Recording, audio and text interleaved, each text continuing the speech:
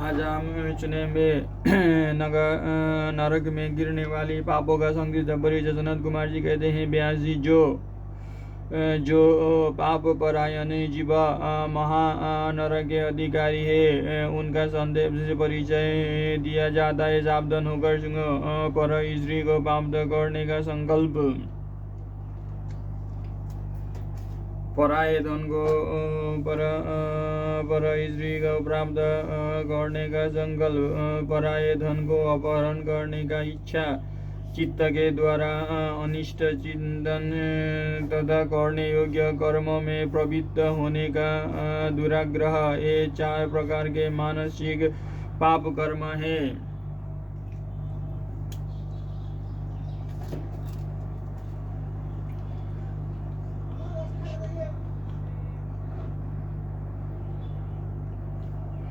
असंगत प्रलाप, बेसिक पैर की बातें, असत्य भाषण, अप्रिय बोलना और पीठ पीछे चुगली गाना, ये 4 वाचिक वाणी द्वारा होने वाले पाप कर्म है। भक्षण, प्राणियों की हिंसा, व्यर्थ के कार्य में लगना और दूसरों के धन को हड़प लेना, ये 4 प्रकार के शारीरिक पाप कर्म है। इस प्रकार ये 12 कर्म बताए गए जो मन, वाणी और शरीर, इन 3 साधनों से संपन्न होते हैं, जो संसार सागर से पार उतारने वाले महादेव जी से द्वेष करते हैं। वे सब के सब नरकों के समुद्र में गिरने वाले हैं। उनको बड़ा भारी पातक लगता है। जो शिव ज्ञान का उपदेश देने वाले तपस्वी की, गुरुजनों की और पिता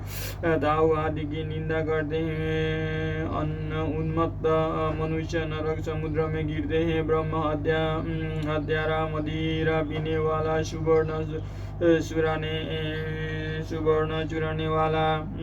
गुरु पत्नी गामी तथा इन 4 से संपर्क रखने वाला 5वीं क्षेत्रीय श्रेणी का पापी, ये सब के सब महापातकी कहे गए हैं। जो क्रोध से, लोभ से, भय से तथा देश से ब्राह्मण के पद के लिए महान मर्मभेदी दोष का वर्णन करता है, वो ब्रह्म हत्यारा होता है। जो ब्राह्मण को बुलाकर उसे कोई वस्तु देने के पश्चात फिर लेता है तथा जो निर्दोष पुरुष पर दोषारोपण करता है, वो मनुष्य भी ब्रह्म हत्यारा होता है। जो भरी सभा में उदासीन भाव से बैठे हुए श्रेष्ठ द्विज को अपनी विद्या के अभिमान से अपमानित करके उसे निस्तेज हत प्रदीप कर देता है, उसे ब्रह्म हत्यारा कहा गया है। जो दूसरों के यथार्थ गुणों का भी बलात् खंडन करके झूठे गुणों द्वारा अपने आप को उत्कृष्ट सिद्ध करता है, वो भी निश्चय ही ब्रह्म हत्यारा होता है। जो स्वाड़ों द्वारा बाही जाती हुई गो के तथा गुरु से उपदेश ग्रहण करते हुए द्विजों के कार्य में विघ्न ढालता है, उसे ब्रह्म हत्यारा कहते हैं। जो देवताओं, ब्राह्मणों तथा गौओं के उपयोग के लिए दी हुई भूमि को हर लेता है, उसे ब्रह्म हत्यारा कहा गया है। देवता और ब्राह्मण के धन को हर लेना तथा अन्याय से धन कमाना ब्रह्म हत्या के समान ही पातक जानना चाहिए। जिस किसी व्रत, नियम तथा यज्ञ को ग्रहण करके उसे त्याग देना तथा 5 महायज्ञों को अनुष्ठान न करना मदिरापान के समान पातक बताया गया है। पिता और माता को त्याग देना, झूठी गवाही देना, ब्राह्मण से झूठा वादा करना, शिव भक्तों को मांस खिलाना तथा भक्ष्य वस्तु का भक्षण करना ब्रह्म हत्या के तुल्य कहा गया है। वन में निरपराध प्राणियों का वध करना भी ब्रह्म हत्या के ही तुल्य है। साधु पुरुष को चाहिए कि वो ब्राह्मण के धन को त्याग दे, उसे धर्म के कार्य में भी न लगाए, अन्यथा अन्यथा ब्रह्म हत्या का दोष लगता है। गौओं के मार्ग में, वन में तथा गाँव में जो लोग आग लगाते हैं वे भी ब्रह्म हत्या ही कहते हैं। इस तरह के जो भयानक पाप है वो ब्रह्म हत्या के समान माने गए हैं। ब्राह्मण के द्रव्य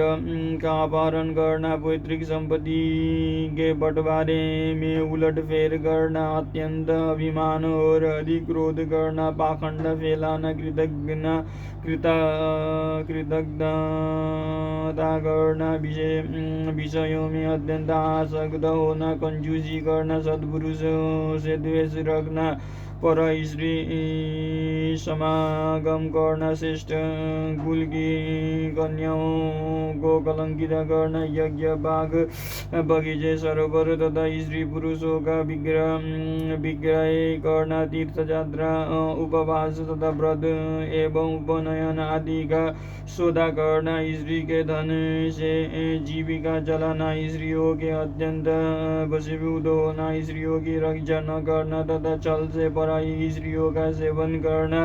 ब्रह्मचर्य आदि व्रतों को त्याग देना, दूसरों के आचर का सेवन करना, असत शास्त्रों का अध्ययन करना, सूखे तर्क का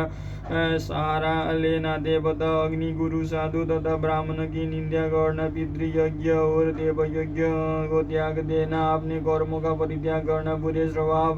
को अपनाना, नास्तिक होना, पापों में लगना और सदा झूठ बोलना, इस तरह के पापों से युक्त स्त्री पुरुषों को अपपादकी कहा गया है, जो मनुष्य को ब्राह्मण कन्याओं, स्वामी, मित्र तथा तपस्वी महात्माओं को कार्य नष्ट कर देता है। वो नरकगामी माने गए हैं। जो ब्राह्मणों को दुख देते हैं उन्हें मारने के लिए शास्त्र उठाते हैं, जो द्विज होकर शत्रु की सेवा करते हैं तथा जो कामवश मदिरा पान करते हैं, जो पाप परायण, क्रूर तथा हिंसा के प्रेमी है, जो गौशाला में, अग्नि में, जल में, सैकड़ों सड़कों पर, पेड़ों की छाया में, पर्वतों पर, बगीचों में तथा देव मंदिरों के आसपास मल मूत्र का त्याग करता है, बांस त्याग करता है। बांस, ईंट, पत्थर, काट, सींग और कीलों द्वारा जो रास्ता रूंद दे या रोकते हैं, दूसरों के खेत आदि की सीमा मिटा देते हैं, छल से शासन करते हैं, छल कपट के ही कार्यों में लगे रहते हैं, किसी को ठग कर लाए हुए पाक अन्न तथा वस्त्रों का छल से ही उपयोग करते हैं, जो स्त्री, पुत्र, मित्र, बाल, वृद्ध, दुर्बल, आतुर, भृत्य, अतिथि तथा बंधुजनों को भूखे छोड़कर स्वयं खा लेते हैं, जो अजितेंद्रिय पुरुष स्वयं नियमों को ग्रहण करके फिर उन्हें त्याग देते हैं, संन्यास धारण करके भी फिर से घर बसा लेते हैं, जो शिव प्रतिमा का भेदन करने वाले हैं, गौओं को क्रूरतापूर्वक मारते हैं और बारंबार उनका दमन करते हैं, जो दुर्बल पशुओं का पोषण नहीं करते, सदा उन्हें छोटे रखते हैं, अधिक भार लाद कर उन्हें पीड़ा देते हैं तथा सहन न होने पर भी बलपूर्वक उन्हें हल या गाड़ी में जोतते हैं अथवा उनसे असम बोझ खिंचवाते हैं, असह्य बोझ खिंचवाते हैं, जो उन पशुओं के खिलाए बिना ही भार ढोने या हल खींचने के काम में जोत देते हैं, बंधे हुए भूखे पशुओं को चरने के लिए नहीं छोड़ते तथा जो भार से घायल, रोग से पीड़ित और भूख से आतुर गाय बैलों का यत्नपूर्वक पालन नहीं करते, वे सब के सबको हत्या तथा नरकगामी माने गए हैं, जो पापिष्ट मनुष्य बैलों के अंडकोश कुटवाते हैं और बंध्या गाय को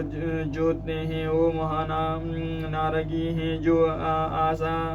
से घर पर आए हुए भूख, प्यास और परिश्रम से कष्ट पाते हुए और अन्न की इच्छा रखने वाले अतिथियों अद्वितीय अनाथ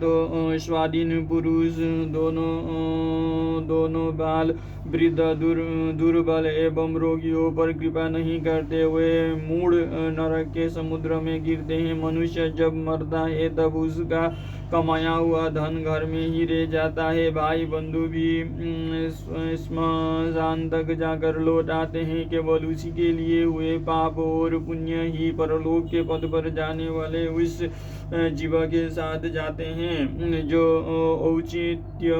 की सीमा को लांघ कर मन माना कर वसूल करता है तथा दूसरों को दंड देने में ही रुचि रखता है, वो राजा नरक में पकाया जाता है। जिस राजा के राज्य में प्रजा घूसखोरों अपनी रुचि के अनुसार कम दाम देकर अधिक कीमत का माल ले लेने वाले अधिकारियों तथा चोर डाकुओं से अधिक सताई जाती है, वो राजा भी नरकों में पकाया जाता है। पराई स्त्रियों के साथ व्यभिचार और चोरी करने वाले प्रचंड पुरुषों का जो पाप लगता है वही पर स्त्रीगामी राजा को भी लगता है। जो साधु को चोर और चोर की साधु समझता है तथा बिना विचारे ही निरपराध को प्राण दंड दे देता है, वो राजा नरक में पड़ता है। जिस किसी पराये द्रव्य को सरसों भराकर भी चुरा लेने पर मनुष्य नरक में गिरते हैं, इससे संचय नहीं है। इस तरह के पापों से युक्त मनुष्य मरने के पश्चात यातना भोगने के लिए नूतन शरीर पाता है जिसमें संपूर्ण आकार अभिव्यक्त रहते हैं। इसीलिए किए हुए पाप का प्रायश्चित कर लेना चाहिए, अन्यथा 100 करोड़ कल्पों में भी बिना भोगे हुए पाप का नाश नहीं हो सकता। जो मन वाणी और शरीर द्वारा स्वयं पाप करता है, दूसरे से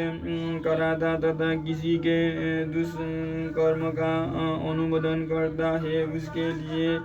पाप गति नरक ही फल है।